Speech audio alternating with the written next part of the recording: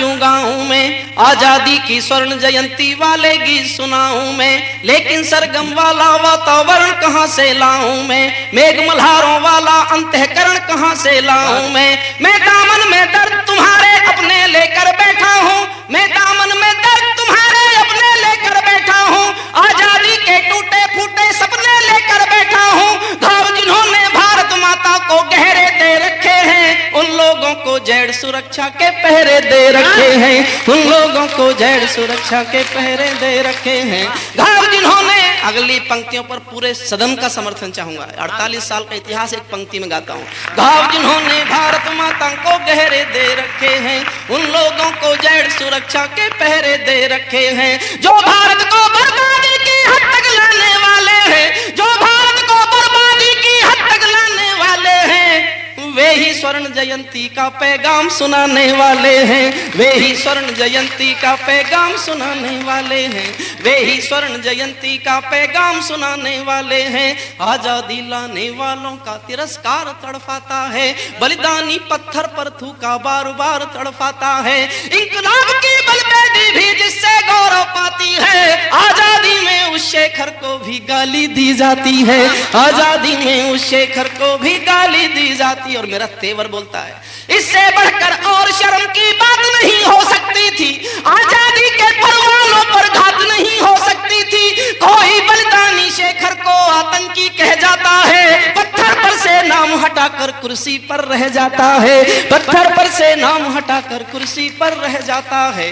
राजमहल के अंदर ऐरे गहरे तन कर बैठे हैं, बुद्धिजीवी गांधी जी के बंदर बनकर बैठे हैं, बुद्धिजीवी गांधी जी के बंदर बनकर बैठे हैं, इसीलिए मैं अभिनंदन के गीत नहीं गा सकता हूँ, मैं पीड़ा की चीखों में संगीत नहीं ला सकता हूँ, मैं पीड़ा की चीखों में संगीत नहीं ला सकता हूँ।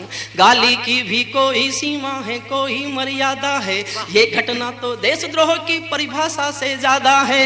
मेरी आंखों में पानी है, सीने में चिंगारी है, मेरी आंखों में पानी है, सीने में चिंगारी है, राजनीति ने कुर्बानी के दिल पर ठोकर मारी है, राजनीति ने कुर्बानी के दिल पर ठोकर मारी है।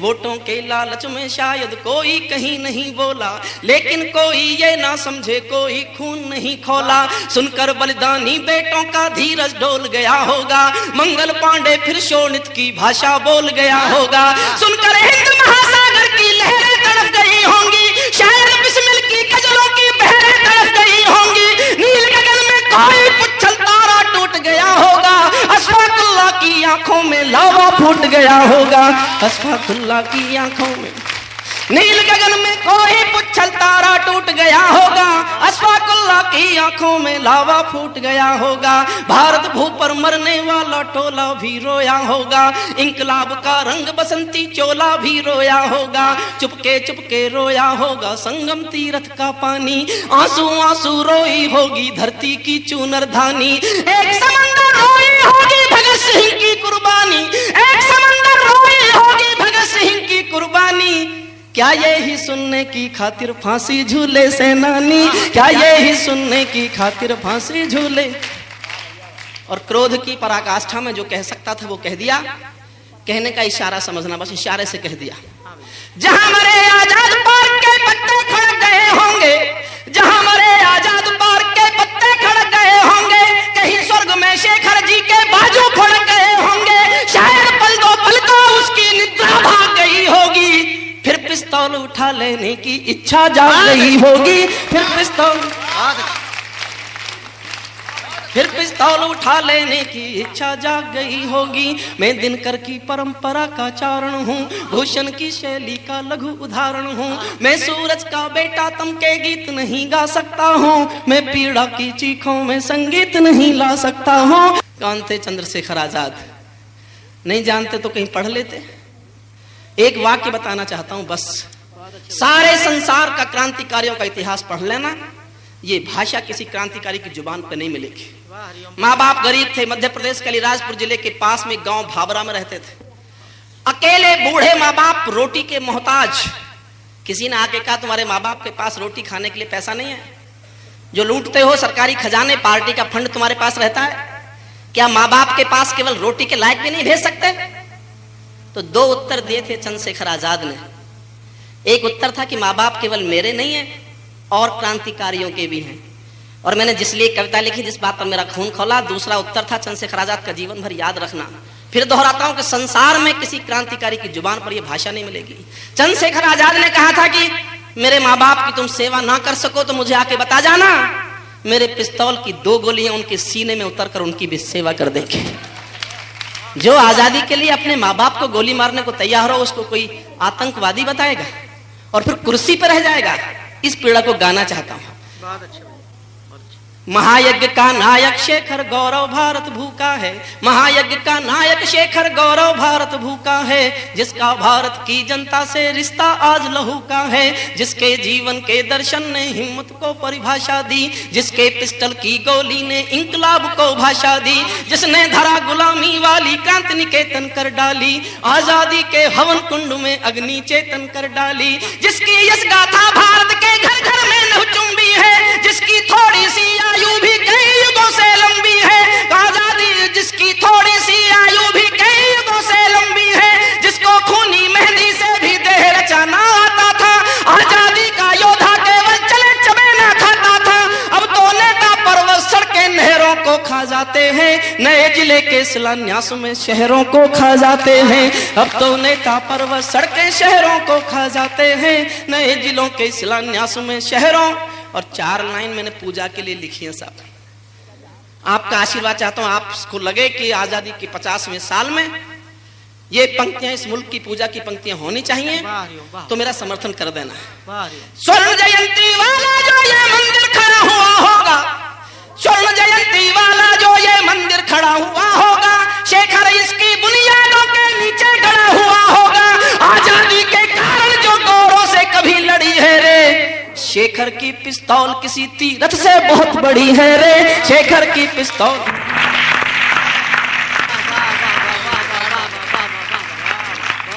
शेखर की पिस्तौल किसी तीरथ से बहुत बड़ी है रे, मैं साहित्य नहीं चोटों का चित्रण हूँ, आजादी के अवमूल्यन का वर्णन हूँ, मैं अग्नि गंधा शबनम की प्रीत नहीं पा सकता हूँ, मैं पीड़ा की चीखों में संगीत नहीं ला सकता।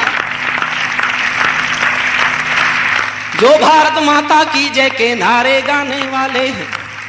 बहुत हिम्मत की थी मैंने लिखने के लिए, क्योंकि मेरी उठा बैठ थी उन लोगों के साथ। हाँ भैया बढ़िया। उठा बैठ खत्म करने के लिए लिखा है, मेरी हिम्मत को दाद देना। जो भारत माता की जय के नारे गाने वाले हैं, राष्ट्रवाद की गरिमा गौरव ज्ञान सिखाने वाले हैं, जो नैतिकता के अवमूल्यन का गम करते रहते हैं, देश धर्म की ठेकेदारी का दम भरते रहते हैं, जो छोटी छोटी बातों पर संसद में अड़ जाते हैं और शहीदों के मुद्दे पर सड़कों पर लड़ जाते हैं। 60 दिनों तक स्वर्ण जयंती रथ लेकर जो घूमे हैं, आजादी की यादों के पत्थर पूजे हैं, चूमे हैं, इस घटना पर चुप बैठे हैं, सबके मुंह पर ताले हैं। हम तो समझा करते थे कि ये तो हिम्मत वाले हैं, हम तो समझा करते थे।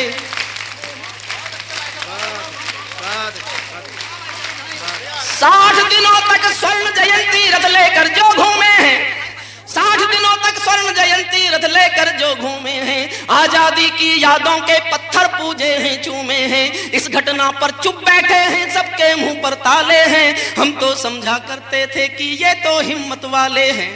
और दाद दो तो अगली पंक्तियों पर देना। हम तो समझा करते थे कि ये तो हिम्मत वाले हैं, सच्चाई के संकल्पों की कलम सदा ही बोलेगी, वर्तमान के अपराधों को समय तुला पर तोलेगी, वरना तो साहस करके तो टूक डांट भी सकते थे, अगर शहीदों पर थूके तो जीभ काट भी सकते थे।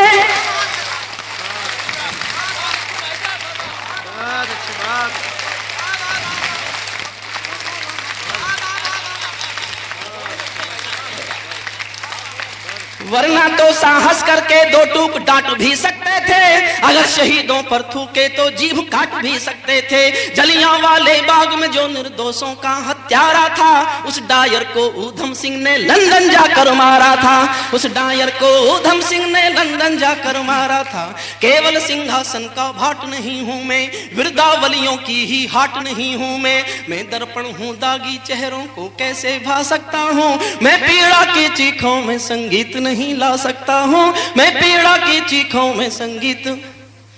जो भारत में पेरियार को पैगंबर दर्शाती है, वाह वाह वाह वाह वाह, जो भारत में पेरियार को पैगंबर दर्शाती है, वातावरण विषैला करके मन ही मन मुस्काती है। जो अतीत को तिरस्कार के चांटे देती आई है, वर्तमान को जातिवाद के कांटे देती आई है। जिसने चित्रकूट नगरी का नाम बदल कर डाल दिया, तुलसी की रामायण का सम्मान कुचल कर डाल दिया। जो कल तिलक गोखले को गद्दार बताने वाली है, खुद को ही आजादी का हकदार बताने वाली है, उससे गठबंधन जारी है, ये कैसी लाचारी है। उससे गठबंधन जारी है, ये कैसी लाचारी है। शायद कुर्सी और शहीदों में अब कुर्सी प्यारी है, शायद कुर्सी और शहीदों में अब कुर्सी। अंतिम पंक्तियां, मेरा विनम्र प्रणाम उन अमर शहीदों को जो सीने पर गोली खाने को आगे बढ़ जाते थे। वाह वाह वाह, जो सीने पर गोली खाने को आगे बढ़ जाते थे, भारत माता की जय कहकर फांसी पर चढ़ जाते थे। जिन बेटों ने धरती माता पर कुर्बानी दे डाली, आजादी के हवन कुंड के लिए जवानी दे डाली, वे देवों की लोकसभा के अंग बने बैठे होंगे। करते रहिए आप बकवास, वाह वाह वाह, उनका सम्मान कम नहीं होता। वाह वे देवों की लोकसभा के अंग बने बैठे होंगे, वे सतरंगे इंद्रधनुष के रंग बने बैठे होंगे। उन बेटों की याद भुलाने की नादानी करते हो, इंद्रधनुष के रंग चुराने की नादानी करते हो, इंद्रधनुष के रंग चुराने की ना। वाह वाह, दूर गगन के तारे उनके नाम दिखाई देते हैं, उनके स्मारक भी चारों धाम दिखाई देते हैं, जिनके कारण ये भारत आजाद दिखाई देता है। अमर तिरंगा उन बेटों की याद दिखाई देता है। उनका नाम जुबां पर लो तो पलकों को झपका लेना, उनका नाम जुबां पर लो तो पलकों को झपका लेना। उनकी यादों के पत्थर पर 2 आंसू टपका देना, उनकी यादों के पत्थर पर 2 आंसू। जो धरती में मस्तक बोकर चले गए, दाग गुलामी वाला धोकर चले गए, मैं उनकी पूजा की खातिर जीवन भर गा सकता हूँ। मैं पीड़ा की खातिर, मैं पीड़ा की चीखों में संगीत नहीं ला सकता।